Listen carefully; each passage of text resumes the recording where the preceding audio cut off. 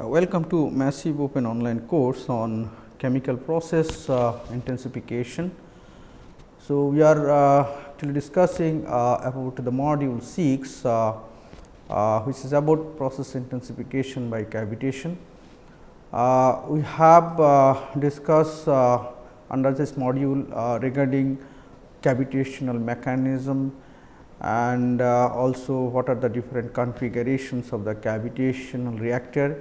In this lecture under this module, we will discuss something about the parametric effects on cavitation. Now, this lecture will be included about the different effects on cavitation process, chemical and mechanical effect on cavitation, all those things, and also what are the cavitational effect on chemical and mechanical processes, that also will be discussed. Now, before going to discuss about the effect, we are actually trying to remember that what is actually that cavitation.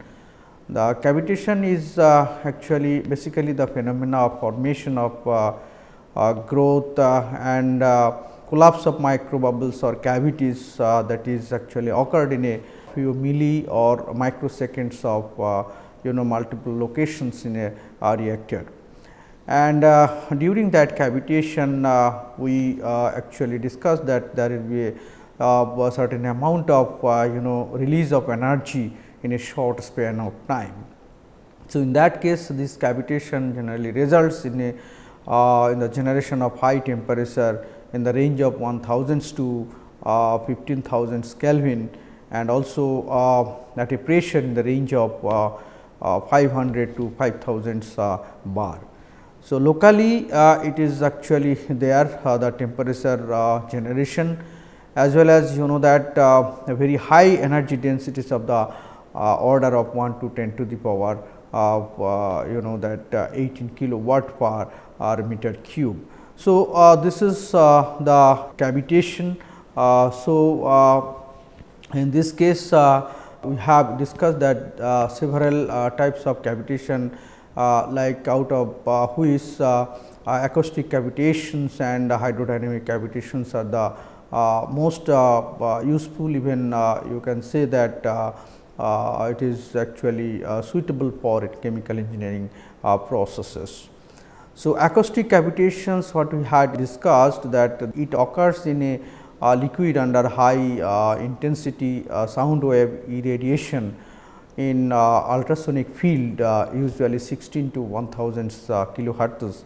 In industrial application, generally the range is in between that 20 to 50 kilohertz. Whereas hydrodynamic cavitations, it is actually happened by passage of liquids through a constriction by a rapid change of pressure in a liquid, which is generally obtained using the geometry of the system that creates the velocity variation. So, this is the actually that acoustic and hydrodynamic cavitations. Other cavitations like optic cavitations, even particle cavitations, that we have discussed also. Optic cavitation, it is generally produced by photons of high intensity light, laser rupturing the liquid continuum, and also particle cavitation. In that case, there will be a production of the beam of the elementary particle by which this cavitation is produced. In that case, the elementary particles like neutron beam rupturing, which in a liquid has happened, and as in the case of bubble chamber there. And out of these actually the different types of cavitations on the acoustic and hydrodynamic cavitations, that generates desired intensity suitable for chemical and physical processing. Now, let us discuss that what are the different effects of that cavity. Now, in case of acoustic cavity, we are having that the chemical and mechanical effects of ultrasound are actually caused by that cavitation bubbles, which are actually created during the negative pressure and also period of sound waves. and during the negative pressure cycle there is a liquid which is pulled apart at sides that contains some gaseous impurity like nucleation sites, in that case forming a void. So, there will be a pressure cycle during that pressure cycle in the negative side. So, there the liquid is pulled apart at sides that contain some gaseous impurity and which may forms a void. Now, in that case that impurity may actually affect on that formation of void, and nucleation sites is called weak spots in the fluid, and the chemical effects of that ultrasound are actually result of both stable and transient cavitational events of this forming of a void. So, this is the case where this we can have that chemical and mechanical effects of ultrasound that is caused by the cavitation bubbles. Now, very interesting that when using ultrasound, in that case you will see some chemical effects due to the ultrasounds will be happened, and sometimes it may not be that much of significant if there are that no dissolved gases in the system will be there, and the sound intensity is not greater than the cavitation, and also the chemical effects due to the ultrasound will not be significant if the reactant is not volatile enough to enter the cavitation bubble during its formation. Now, according to this Fitzgerald et al. And also that Grifting in 1956 and 52 respectively, they actually observed this type of happenings that there are no dissolved gases in the system, then chemical effects of ultrasound will not have that significant effect. Now, when this ultrasound is being used, then the cavitation activity is directly proportional to the number of density of the particles that is present in the medium. So, according to this Madan-Setti and F. Bell 1991, actually they observed this that that the cavitational activity will be a function of number of density of particles that is present in the medium. And also in this case there are some theories to explain the chemical effects due to this cavitation. Generally two theories are available, one is the hot spot theory, another is called electrical theory. According to the hot spot theory, this actually postulates that when the bubbles cavitate, localized hot spots are formed.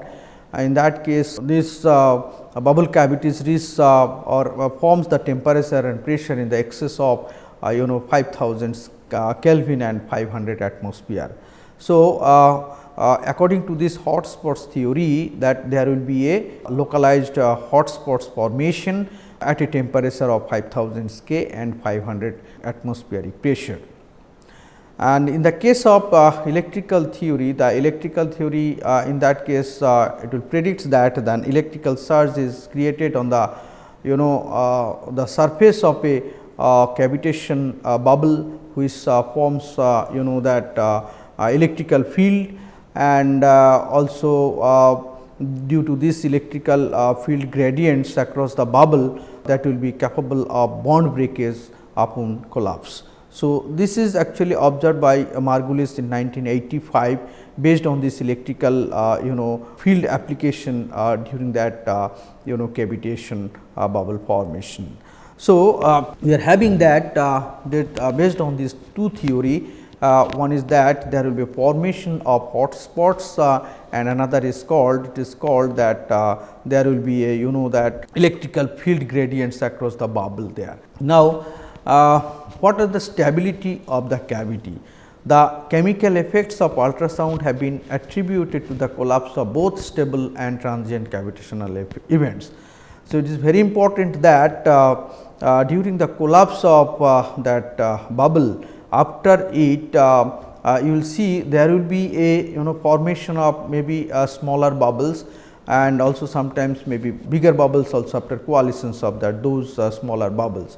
Now, during that cavitation process simultaneously smaller and bigger bubbles or bigger cavities will be forming, Now, there will be a certain condition that in the ultrasound case that whatever cavities are forming, that the collapsion of this both the stable and transient cavitation events will be there at a certain condition.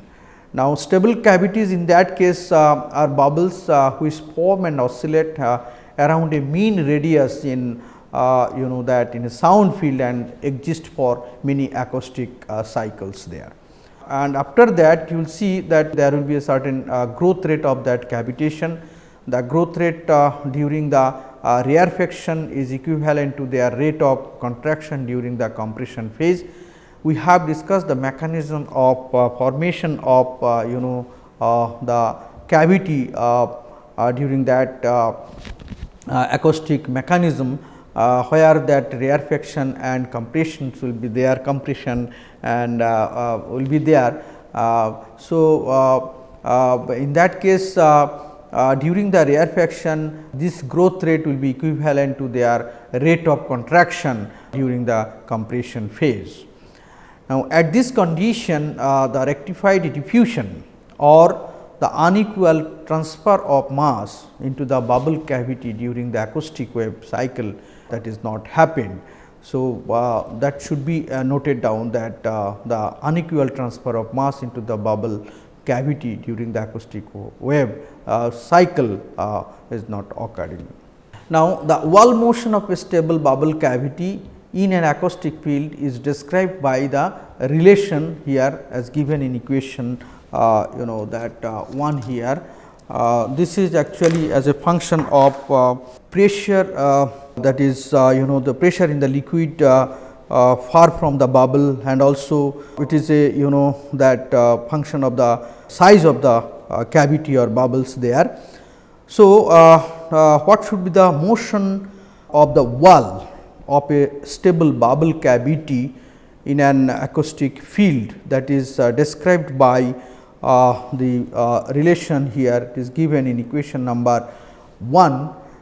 This is basically this is a that second order derivative of r into r double dot. Here r means here it is called radius of the bubble, and r dot means here the size, that is radius is increasing with respect to time in the double derivative here, plus 3 by 2 r dot square is equal to 1 by rho L r minus rho infinity t.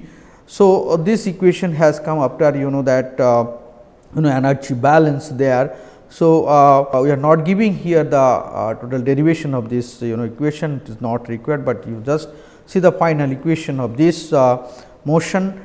And in this case this PLR is actually it is called the liquid pressure just outside the bubble wall, and P infinity actually it is the pressure in the liquid far from the bubble. So, and another term is called this PL is actually in terms of that the pressure of the total mass content in the bubble. So, this PT is the pressure of the total mass content in the bubble. So, this PL is dependent on this PT as well as the size of the bubble. But here one important effect that the surface tension, to stabilize the bubble, you will of course consider the surface tension of the bubble at the that surface.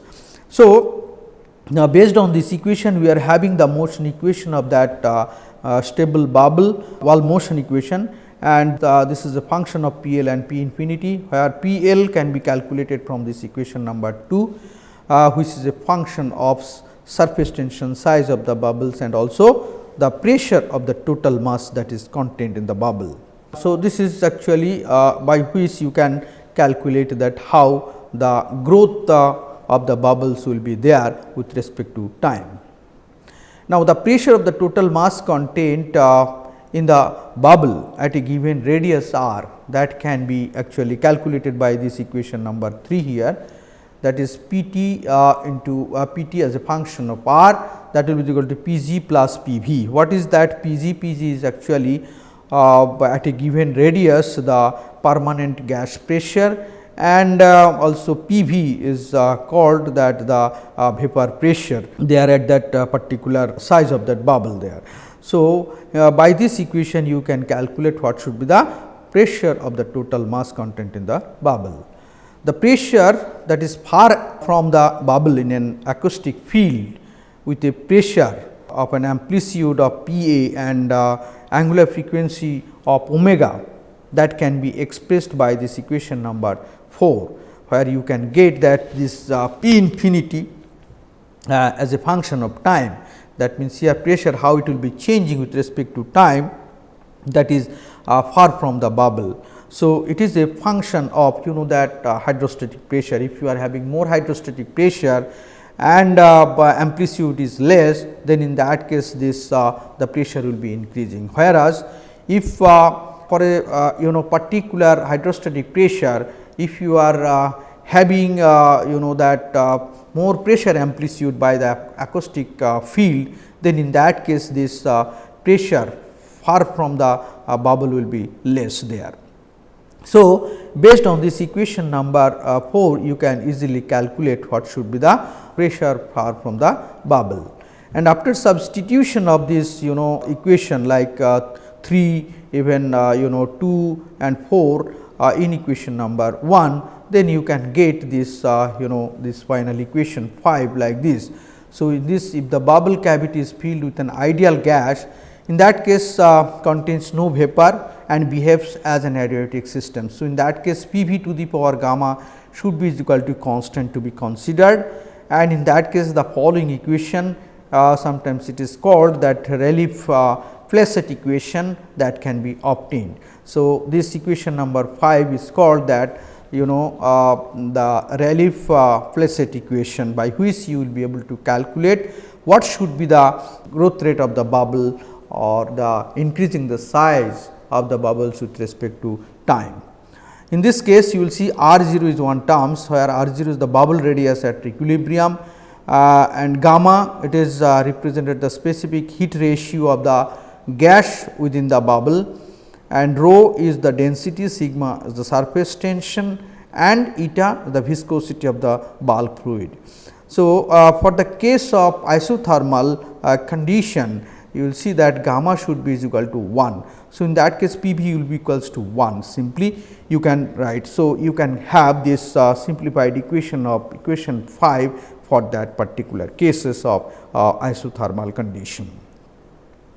Now, bubbles with, if you are considering that there is a negligible viscosity and the viscous force is not actually significant, then you can say that this resonance frequency omega r can be actually calculated based on that that pressure, hydrostatic pressure, as well as that what is the surface tension there. So, based on that variables, we are having that omega r square, that means it is called that resonance frequency in the acoustic field that can be calculated by this equation number 6, where in this case R 0 is the bubbles with an equilibrium radius and T as a fixed temperature there. And again we can say that the viscous force, if it is damp, the linear oscillation of the cavity bubble, then to account the damping of the linear oscillations due to viscous forces, that eigen frequency to be considered, and which can be defined by this omega r dash square. Here it is given in equation number 7, that will be equal to omega r square minus 2 mu by rho r 0 square to whole square. So, from this equation number 7, you will be able to calculate what should be the eigen frequency in the acoustic field. In this case, very interesting that it is considered only for damping of the linear oscillation due to viscous forces. Now, when the angular frequency of the ultrasound is this equal to the resonant frequency of the bubble, the resonant cavitation will happen there. So, in this case you have to remember that the operating at resonant conditions has been found to increase the rate and also yield of reactions such as the oxidation of the indent to indent 1 in the presence of potassium permanganate. So, it is actually observed by Kuhn et al. In 1988, and according to their observations, they concluded that some factors which affect the resonating frequency of the bubble, that will include the characteristics of the liquid such as the density and the surface tension and hydrostatic pressure and temperature is there. So, in this case, that resonant conditions that should be actually taken care whenever you are having the more viscous effect there. So, that to decrease or damping that linear oscillation due to that viscous effects, some other frequency like eigen frequency to be considered according to this equation number 7. Now, another important phenomena is called transient cavitation. It generally exists for only a few acoustic cycles. In that case, at the transient condition, the cavity which will be growing and several times larger than its initial size, and also upon implosion of that bubble, that will create extreme temperatures and pressures within that its cavity. So, that is why at the transient cavitation, that you have to see that there will be a the size will be larger than the initial size, and also it creates that temperature and pressure within the cavity.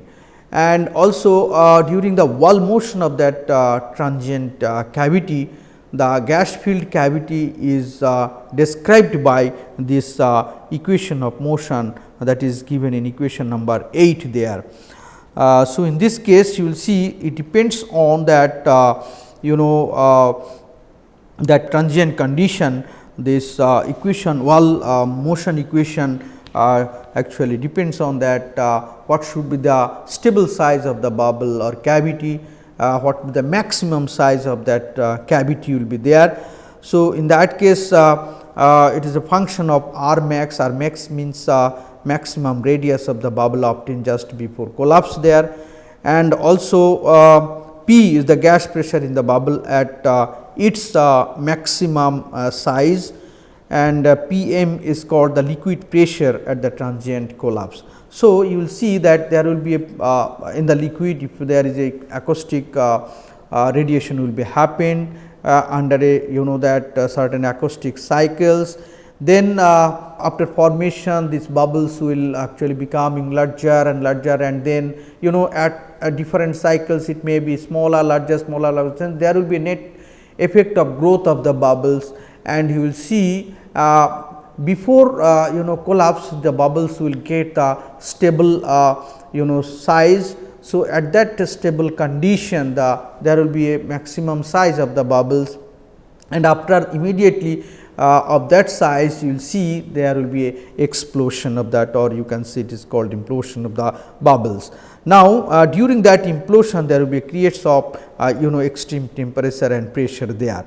So, during that transition condition of that acoustic cycles of that implosion, so that growth rate actually depends on that maximum size of the bubbles and the pressure at which this maximum size of the bubbles or cavity will obtained there before collapse. And also this is a function of liquid pressure at the transient collapse. Now, and if suppose liquid pressure is decreasing, then in that case you will see bubble growth will be more higher in the that particular condition, and also there you will see the implosion will be more, and the extreme temperature and pressure, that will be that more intensity of the temperature and pressure will be there. Now, in this case how that that P m, it is called that liquid pressure at transient collapse, can be calculated. This P m is the sum of the maximum pressure amplitude and the hydrostatic pressure, that is if I denote it by P A as the that maximum pressure amplitude, and P 0 is the hydrostatic pressure. In that case that the bubble density, if it is very small, and can be approximated as that P 0 just by neglecting that P A there. So Pm you can directly calculate as P0 if there is a that maximum pressure amplitude will be very small compared to that hydrostatic pressure.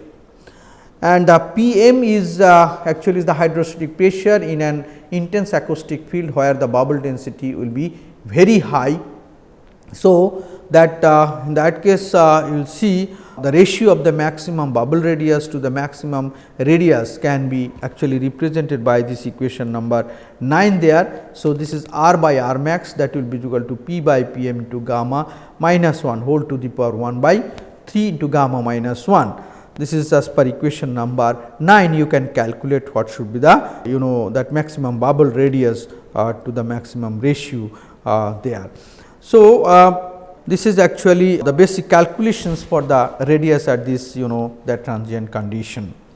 The maximum temperature which is actually formed during that collapse, and also pressure during that collapse within the transient collapsing bubble are given by this T max will be equal to what as per equation number 10.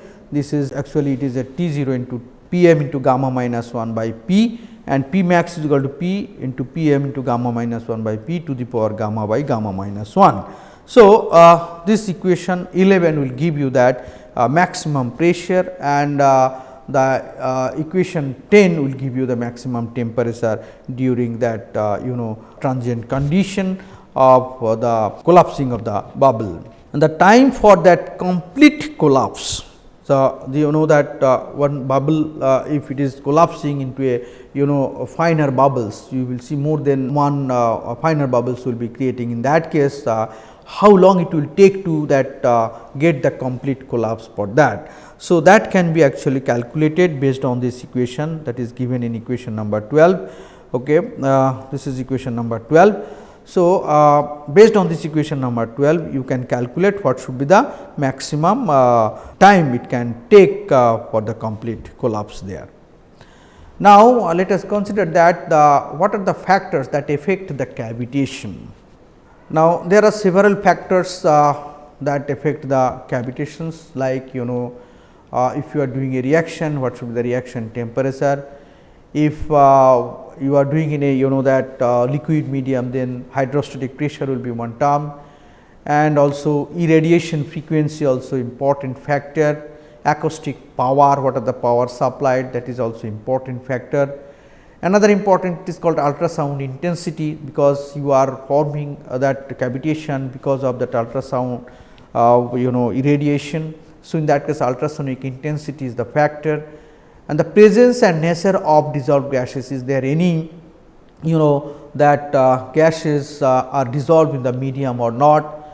Now, what type of solvents you are choosing for that reaction or chemical processes, where you are just generating some cavity, and based on that cavity you are doing the chemical engineering process. And also how you are preparing the sample, that also important, which is effect on the cavitation process. And also is there any buffer, that means you are how you are that maintaining that pH of the solution, that is also important in the cavitation process. Now, if you are considering the effect of the presence and nature of dissolved gases, in that case bubbling gases through the mixer, that will facilitate the production of cavitation bubbles. And also if a gas with a high that is specific heat ratio, in that case it will give you a greater cavitational effects than one with a low specific ratio, heat ratio. And also what type of gas actually you are using, like that whether it is monoatomic or diatomic or triatomic.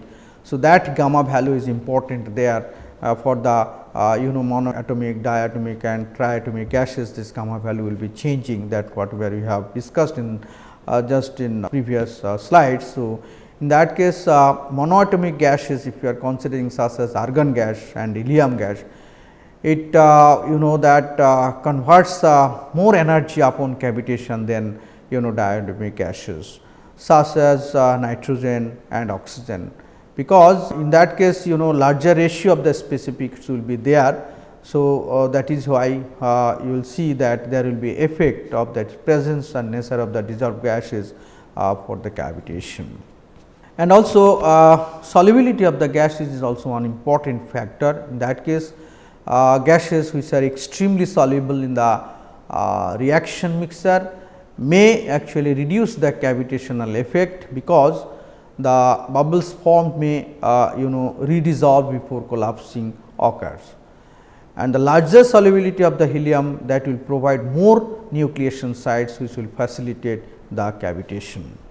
Now, if there any ambient temperature that will affect on cavitation or not, if you increase the ambient reaction temperature, that may result in an overall decrease in the sonochemical effect there. So, as the reaction temperature increased, you will see the equilibrium vapor pressure of the system will increase, and because of this increase of the vapor pressure of the system, it will lead to easier bubble formation due to the decrease of the cavitational cavitational threshold there.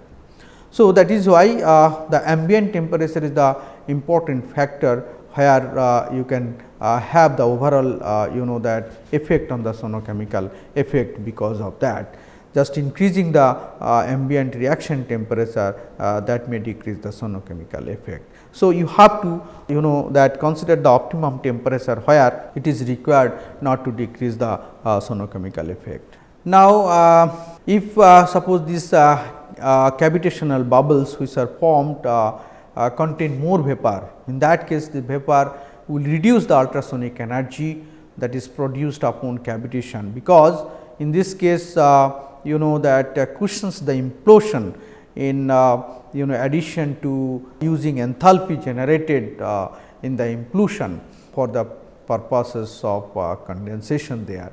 So, the largest sonochemical effects are resulted at that condition at lower temperature, when a majority of the bubble contents will be a gas.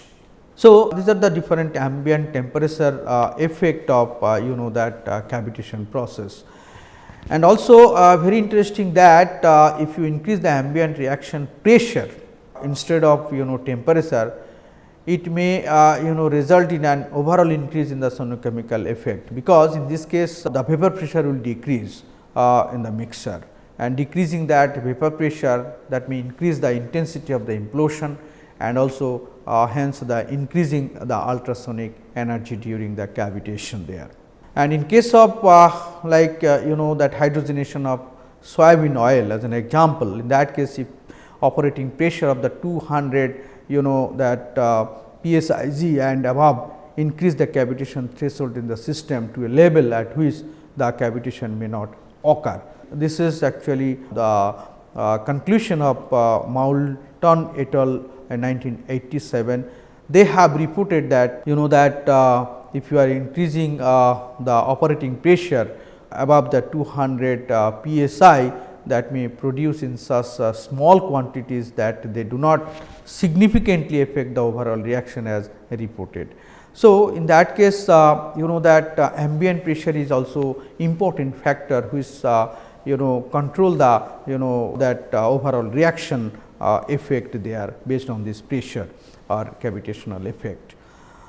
So, as per this Moulton et al., they reported that if the operating pressure of 200 psi and above increases the cavitation threshold in the system at a level at which the that their cavitation may not occur there. So, it should be actually noted down. Now, other effect like that addition of surfactant is there.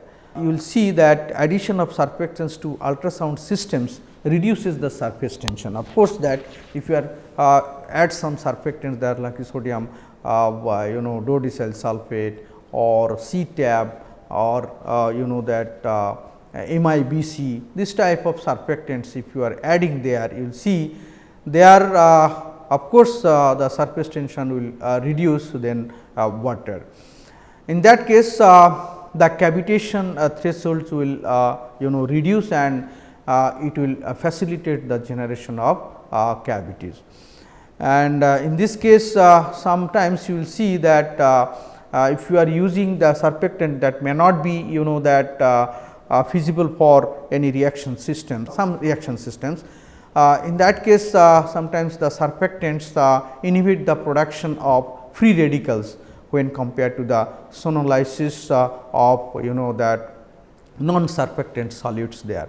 Like if you are using suppose any free radical formation of ozone, they are in a that solution in surfactant medium, you will see that ozonation activity will be less. That means, because their production of the free radicals in that ozone reactions will be less there. So, that is why some surfactants sometimes you will see that inhibits the production of free radicals when they compared to the sonolysis of non surfactant solutes. So, in that case again if you add some surfactants, their cavitation will be more, that is surface area will be more, but in that case parallelly the reduction of the free radical formation. So, you have to use optimally what amount of surfactants can be used for, but some that is physical processes where that surfactants may not actually effect on that physical operations. In that case, the surfactants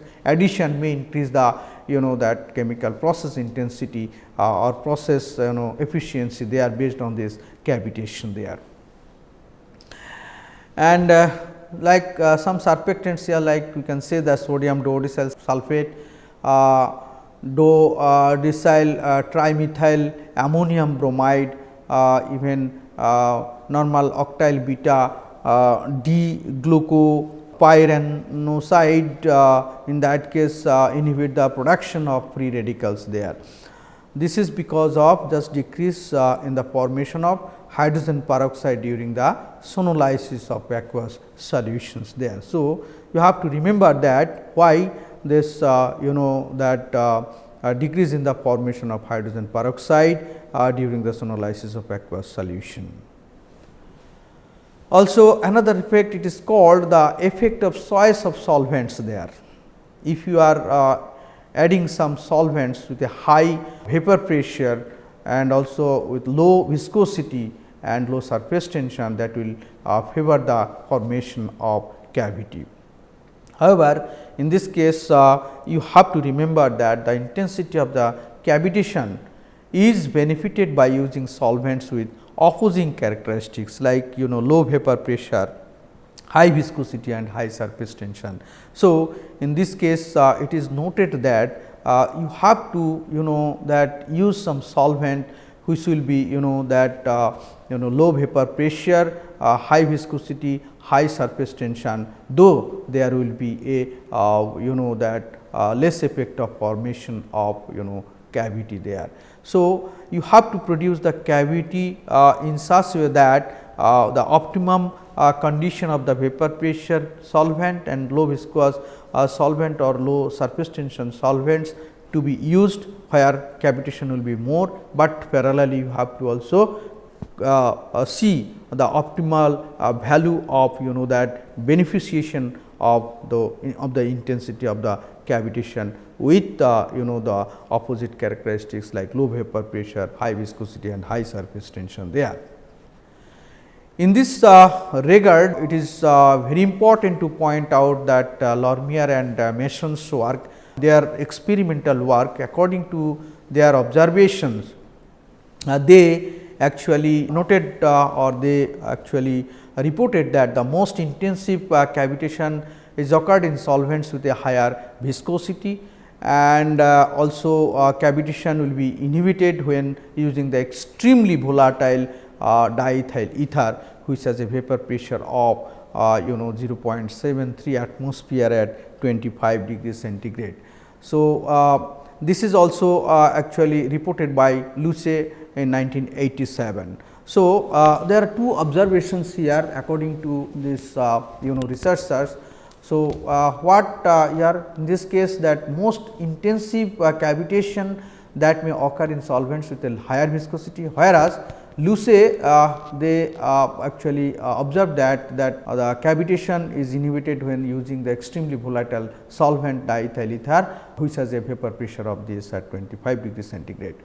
So, during the choice of solvents, you have to remember these points of observation that is obtained by experiment by these investigators. Now, effect of ultrasonic frequency. Now, it in this regards point to be remember here, because the frequency of that ultrasonic cavity formation, that depends mostly on that ultrasonic frequency. This frequency actually changes the critical size of the cavitation bubble, and also you will see that at high frequency the cavitation effect may be reduced because of the rarefaction cycle of the sound wave that produces a negative pressure. And in that case, negative pressure if it is insufficient in its duration and intensity of the initiate cavitation, in that case high frequency, though high frequency will be there, the cavitation effect will be reduced, or the compression cycle occurs faster than the time required for the cavity to collapse. So, because of this, they are at high frequency, the cavitational effect will be reduced there. And another important point, it is called that acoustic power. If you are supplying high powers in the formation of dense cloud of cavitation bubbles in the that near about the probe tip, which may act to block the energy transmission from the probe to the fluid element. So, in that case, the formation of cavity may hindered at these high powers there. So, as the power delivered to the reaction mixer increases, the rate of reaction increases to a maximum and then decreases with a continued increase in power. So, because here that that dense cloud of the cavitation bubbles near the probe tip. So, these are actually observation based on the experimental work done by Contamin et al. 1994. They have done tremendous work on cavitational work or cavitational process just by varying that acoustic power, how it will be changing. Also Guterres and Henglin in 1990, they have also observed some that power effect on the cavitational effect there in the reaction mixer. So, they have also stated that the rate of reaction increases to a maximum and then decreases with a continued increase in the power. So, these are the that very nice work they have done on this cavitational system.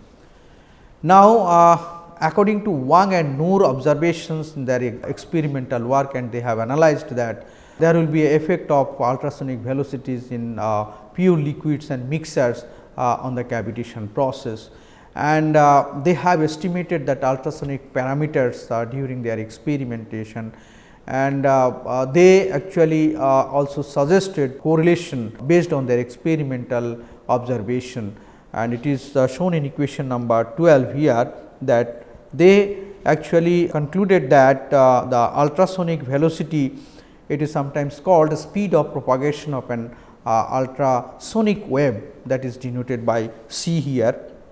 This C in pure liquids, that depends on bulk temperature and also carbon number is there. So, it can be determined by this correlation 12. In this case, you will see some parameter like A, B, D, E is there. So, this A, B, D, E actually these values, these parametric values they have obtained based on their experimental work, and they got these values shown in the tables here for this compound of normal alkanes and also one alkanes there. So, based on their observations, we can have this equation to calculate the that ultrasonic velocity for a certain that liquid medium, where this carbon number is known to you and also temperature is known to you. Now, in this case compressional velocity of the ultrasound also to be calculated or also to be predicted based on that or cavitational process. Now, in this case compressional velocity of the ultrasound in a hydrocarbon mixer can be calculated by the equation that is proposed by that Wang and Noor in 1991. So, they have suggested that this C mixer will be equal to summation of x I into C I, where x I is called volume fraction of the mixer and C I is called pure component velocity of the ith component in the mixer. So, by this equation number 13 you will be able to calculate what should be the compressional velocity of the ultrasound in the mixer. Now, how to estimate that acoustic power, that we told that if you increase the acoustic power initially the reaction intensity may be increased, but after a certain power by increase that may be decreased. Now, how to estimate that acoustic power, which is actually helpful for the formation of the bubble. Now, it can be estimated by calorimetry, which assumes that all of the energy that will be delivered to the system and it will be dissipated as heat as well as in transfer processes, which can be represented by as per that Higginson and Doraisamy in 1998. So, they have given a nice actually equation to interpret that acoustic power there. So, the power dissipation can be calculated as dT by dt at time is equal to 0, that M solvent into Cp solvent plus dt V by dt into AWS XW rho vessel and Cp vessel, that is as per equation number 14 as per their suggestion. You can calculate the power dissipation for the acoustic cavitation. In this case M is called the mass of the solvent and Cp is the heat capacity of the solvent, and also dt by dt this is the initial slope of the temperature rise of the reaction mixer, and also you can say that this can be obtained whatever the profile is coming for the temperature with respect to time. From that profile you will be able to calculate what should be the slope, and based on which you will be able to calculate that acoustic power. And in this case Tv is called the temperature of the linear vessel wall, and AWS is the area of the weighted surface of the vessel, and XW is the thickness of the inner wall. So, if you know that the temperature variation with respect to time of the reaction mixer as well as the temperature variation with respect to time of that inner vessel wall, then you will be able to calculate what will be the acoustic power that is required for the formation of the cavity in the system. Generally, it accounts for the heat absorbed by the reaction vessel as well as the solvent there as a acoustic power. Now, how to estimate the ultrasonic intensity? The intensity I at a distance from the transmitting sources dt can be calculated by this equation number 15 here. So, this will be equal to I that can be calculated as a function of I max and also this transmitting source. So, based on this equation number 15 you will be able to calculate the ultrasonic intensity. Also, in this case you have to calculate what will the maximum ultrasonic intensity to be actually there during that that cavitation process. So, that maximum ultrasonic intensity that actually depends on the pressure amplitude, and based on this equation number 16, by equation number 16 you will be able to calculate this maximum intensity as a function of pressure amplitude as well as the density and also the velocity of the sound. So, here I max will be equal to P A square by 2 into rho c. Here rho is the density of the liquid and c is called the sound velocity in the medium. And if a probe system is used, in that case the intensity of the ultrasound at the surface of the ultrasonic device that can be calculated in watt per centimeter square in terms of that power dissipation. So, it can be calculated by equation number 17, which can be expressed as I is equal to power dissipation by that AP here. So, AP is actually the area of the probe tube there. So, if you know the power dissipation from the equation number that 14, and if you know the area of the probe tube, then you will be able to calculate what should be the intensity of the ultrasound at the source of the ultrasonic device. The acoustic intensity can also be quantitatively determined using a chemical dosimeter. So, dosimeter that you can use to calculate the acoustic intensity directly based on this principle. Now, kinetics of sonochemical activity is very important here, how actually this kinetic actually affected by during the cavitation process. In this case the work of Rayleigh et al. In 1990 is very important because in that case they have actually done a tremendous work on that reaction kinetics in the sonochemical environment. So, they explained that there are 3 regions of sonochemical activity, like that it is called 3 reaction zones in the sonicated systems. The 3 reaction zones are actually identified as zone 1, where the gaseous region of the cavitation bubble that will contain both permanent gas and vaporized reaction mixture. And in zone 2 here, as shown in figure here, the gas liquid transition region, where this region contains less volatile reaction components and surfactant, if is there any present of this surfactant in the reaction system or not. And in the zone, the bulk liquid phase will be there considered. So, in this case according to their observation, they actually that stated that the reaction zone can be divided into 3 parts, like zone 1, zone 2 and zone 3. In this case, the magnitude of the reaction that is occurred in each zone, that will depends on the ultrasonic conditions, such as the frequency which influences activity dynamics, and also you can say that the characteristics of the reaction system, such as whether the compounds you are using that will be volatile or not.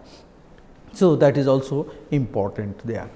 Now, in the zone 1, within the gaseous region, you can say volatile solutes and solvents are exposed to extreme temperatures and pressures upon cavitation, which will result in breakage of the molecules. And in this case, approximately 10% of the waste and hydrogen radicals that will be generated in the region that may escape to the bulk liquid in the zone 3. And also superoxide anion radicals can be produced during the sonolysis of the argon saturated aqueous solutions, as observed by Kondo et al. 1996. So, this Kondo et al. Also they have observed that how this superoxide and anion radicals is produced during that sonolysis of monoatomic gas saturated aqueous solutions there. In the reaction zone 2, the reactions with non-volatile solutes occur primarily in the interfacial gas liquid transition phase, and also in that case that bulk liquid phase may be here to be considered, where that interfacial phenomena will be primarily involved there for the reactions of non-volatile solutes. And at low concentrations of the non-volatile solutes, the reactions involved primarily secondary radical reaction, like that scavenging of hydrogen radical, waste radical, that while at high concentration of solute, that pyrolysis of the solute occurs, as per observation of Kondo et al. 1989. So, in this case again the Segal et al. Observation and Kondo et al. Observations are that very important observations, where you can say that how that cavitational effect can actually change the reaction condition at a different solutes and also at a different concentration of the non-volatile solutes there. So, if the reactant is not volatile enough to enter the interfacial region in zone 2, in that case the reaction may not be the chemically enhanced with the use of ultrasound there, as per that observation of Ando et al. 1996. So, in the reaction zone you can say that there will be effect of solutes, and also its concentration is important for the involving of the secondary radical reaction in the cavitational process. In zone 3, bulk liquid phase it is called, in that case reactions involve radicals which escape the implosion during the cavitation process. Now, how actually this radical is formed and what is the rate of that radical forms. Now, in this case the work that is done by Misk and Rees in 1996, according to their observation, the rate of primary radical of formation of normal alcohols, as an example, that can be expressed as the rate of this primary radical formation can be expressed by this equation number 18 here. This is a function of pressure amplitude delivered by that transducer there. And also what would be the vapor pressure, also it is very important there. So, this rate of radical formation can be calculated by this equation number 18 as ln k Rf, it is given here, where in this case EA is called activation energy, A is called Arrhenius parameter, and Rg it is called universal gas constant, T0 is the ambient reaction temperature, and P is the pressure amplitude that is delivered by the transducer, gamma is the polytropic ratio of specific heats of the bubble mixer, and P is the vapor pressure of the liquid. Now, you will see that Lorimer et al. 1991 developed this kinetic model accounting for the reaction of both the presence and absence of ultrasound. According to their observation, they defined 3 rate constants, here it is called K non, representing the rate constant in the absence of ultrasound, where K US which represents the rate constant obtained in the presence of ultrasound, and also K bob, this is represented the rate constant associated with the cavitational collapse. And according to their observation that they told that the K US that may not be equals to the summation of K non and K bob there. In this case the properties are not additive, because the reaction within the cavitation region that occurs at much higher temperature and pressure than the reaction in the bulk liquid. And as per equation number 20, you can calculate the K US, and equation number 21 will give you the calculation of this K bubble. So, in this case also some factors like the FB is the fraction of reaction mixer volume that is occupied by bubbles, and Ft is the cycle time, Kef is called the rate constant of the reaction that occurs at the evolved temperatures within the cavitation bubbles. And equation 22 will give you the that the yields after substitution of K bob from the equation 21 into equation 20, and at the condition of 23 like K Et is greater than equal to K non, where the reaction within the cavitation bubbles occurs at temperature at over 1000 times the average bulk temperature, it is reasonable to assume that this K Et will be greater than equal to K non. So, in that case this K Et can be calculated from equation number here 24, where T max in this case is the maximum temperature that will reach in the transient cavitation bubbles, which can be calculated by equation number 10 there earlier it is given. So, in this lecture we have actually given the idea of how actually the different parameters will affect that cavitation process, and how that acoustic parameters can be calculated, and also how it will be effect on the that cavitation process in the chemical engineering processes. So, I would suggest to read more about this that effect of different operating parameters on the cavitation process from these references. So, it will be more helpful to you. So, in this module we have then discussed that different aspects of cavitation process, how it is actually formed, and also what are the different configurations of the that cavitation reactor, and also what are the different effects of different variables on the cavitational processes. So, this modules also, it is the will give you the more compact information about the cavitation process. Thank you.